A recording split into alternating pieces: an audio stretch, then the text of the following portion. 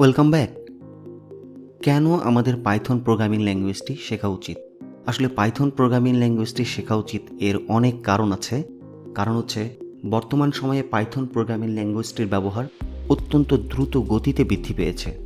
আর আমরা যদি গুগলের ট্রেন্ডস দেখি, তো গুগলের জবস এবং এডুকেশন ক্যাটাগরিতে পাইথন, জাভাস্ক্রিপ্ট এবং পিএইচপি এই তিনটা ল্যাঙ্গুয়েজের ওয়েব সার্চের কম্পেয়ার করি, তাহলে দেখা যাচ্ছে আমাদের যে উপরের গ্রাফটি পাইথন, এটি হচ্ছে পাইথন ডোমিনেট করছে।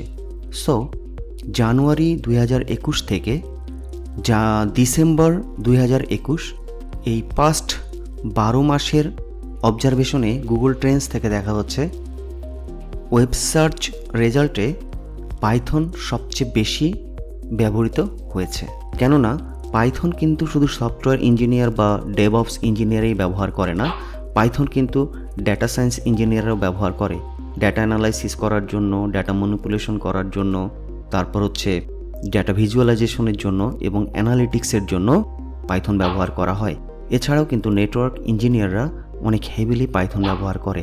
তারপর ফাইন্যান্স এবং অ্যাকাউন্ট্যান্টস ওনারাও কিন্তু পাইথনের যথেষ্ট ব্যবহার করছে আজকাল। তারপর ম্যাথামেটিশিয়ানসরা পাইথন ব্যবহার করে, রিসার্চাররা রিসার্চ কাজ সম্পন্ন করার জন্য, ডেটা অ্যানালিসিস করার জন্য এবং একটা সলিড ইনফরমেশন পাওয়ার জন্য পাইথন ব্যবহার করে। এবং সম্প্রতি এই ট্রেন্ডটা খুব দেখা যাচ্ছে, এমনকি ছোট ছোট বাচ্চারাও কিন্তু পাইথন শিখছে এবং পাইথন দিয়ে গেম ডেভেলপ করছে। তারা অনেক মজা করে কাজটি করছে। আর পাইথনের স্পেশালিটি যেটা হচ্ছে সেটা হচ্ছে পাইথন অনেক সহজ শেখা। এটা প্রায় ইংলিশ ল্যাঙ্গুয়েজের মতো শেখা এবং লেখা, ব্যাপারটা এরকমই। আসলে যে কেউ চাইলে পাইথন খুব সহজেই শিখতে পারে এবং তার প্রয়োজনীয় কাজগুলো করতে পারে বা অফিসিয়াল কাজকর্মগুলো করতে পারে। এবং পাইথনের সিনট্যাক্সগুলো অনেক সিম্পল। সিনট্যাক্স হচ্ছে পাইথনের গ্রামার বা পাইথন যে ল্যাঙ্গুয়েজটা, প্রোগ্রামিং ল্যাঙ্গুয়েজটা, এটা লেখার জন্য কিছু নিয়মকানুন আছে। আদারওয়াইজ পাইথন বলবে এটা ভুল সিনট্যাক্স। তো এই পাইথন লেখার যে গ্রামার, নিয়মকানুনগুলো, এগুলো অত্যন্ত সহজ। যেমন আমরা যদি একটা এক্সাম্পল দেখি, এখানে বাম দিকে আছে C++ এবং ডান দিকে হচ্ছে পাইথন। তো আমাদের উদ্দেশ্য হচ্ছে এখান থেকে আমরা হ্যালো ওয়ার্ল্ড প্রিন্ট করব। তো C++ হ্যালো ওয়ার্ল্ড প্রিন্ট করার জন্য বাম পাশের এই এতগুলো কাজ করতে হবে। আর পাইথনে হ্যালো ওয়ার্ল্ডটাকে প্রিন্ট করার জন্য শুধুমাত্র লিখতে হবে প্রিন্ট প্যারেন্থেসিস বা ফার্স্ট ব্র্যাকেটের মধ্যে, এই কোটেশনের মধ্যে হ্যালো ওয়ার্ল্ড লিখে দিলেই পাইথন হ্যালো ওয়ার্ল্ড এই ওয়ার্ড দুটোকে প্রিন্ট করবে। As simple as that. তারপর হচ্ছে পাইথনের কমিউনিটি কিন্তু হিউজ। ইভেন আমাদের বাংলাদেশেও কিন্তু অনেক বড় কমিউনিটি আছে পাইথনের। তো আপনার যদি কোনো কোশ্চেন থাকে, কোনো প্রবলেম হয়, আশেপাশে মানুষজন আছে আপনাকে হেল্প করার জন্য এবং অনলাইনেও মানুষজন আছে আপনাকে হেল্প করার জন্য, আপনার সমস্যার সমাধান দেওয়ার জন্য বা কিছু না বুঝলে আপনাকে সেটা বুঝিয়ে দেওয়ার জন্য। এটার ব্যবহার এতটাই ব্যাপক এবং বিস্তৃত যে পাইথন অনেক কাজে এখন ব্যবহার করি আমরা। যেমন হচ্ছে আর্টিফিশিয়াল ইন্টেলিজেন্স, মেশিন লার্নিং বা রোবোটিক্সে আমরা পাইথন ব্যবহার করি। তারপর ডেটা অ্যানালাইসিসে আমরা পাইথন ব্যবহার করি। Automated script, machine automation, process automation, এইসব ক্ষেত্রে আমরা পাইথন ব্যবহার করি।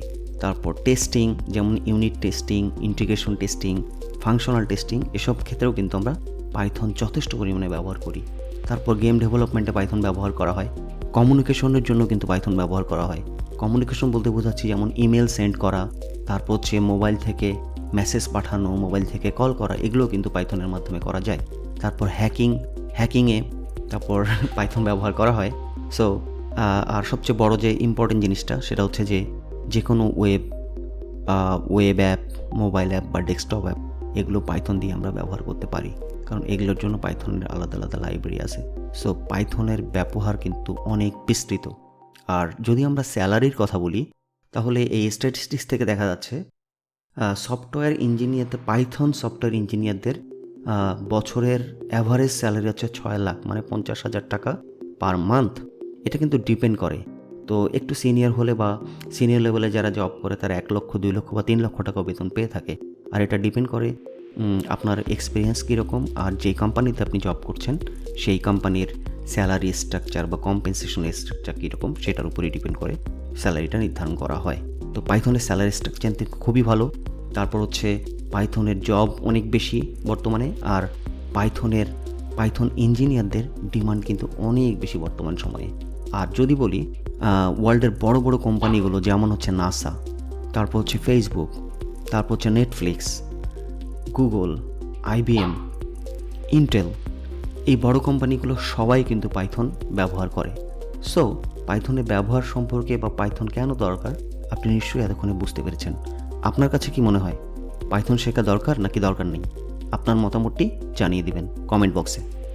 ধন্যবাদ, পরবর্তী ভিডিওতে দেখা হবে।